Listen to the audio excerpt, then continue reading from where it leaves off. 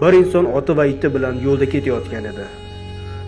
Allaqanday daraxt yoniga yetishganida birdaniga daraxtni chaqmoq urib, ularni kulga aylantirdi.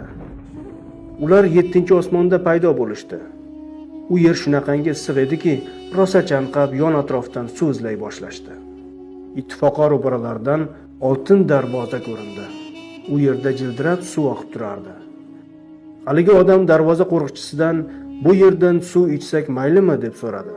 "Mayli, ammo bu yer jannat deb ataladi. Bu yerga faqat insonlar kira oladilar.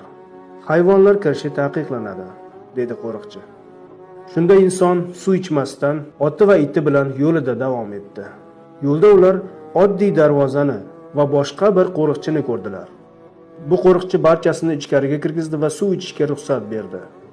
Inson qo'riqchidan "Bu qanday joy?" deb so'radi. "Bu jannat", dedi qo'riqchi. "Axir biz u yerda ham jannatni ko'rgan edik-ku", deb hayron bo'ldi inson. "Yo'q, u do'zax edi", deb jilmaydi qo'riqchi.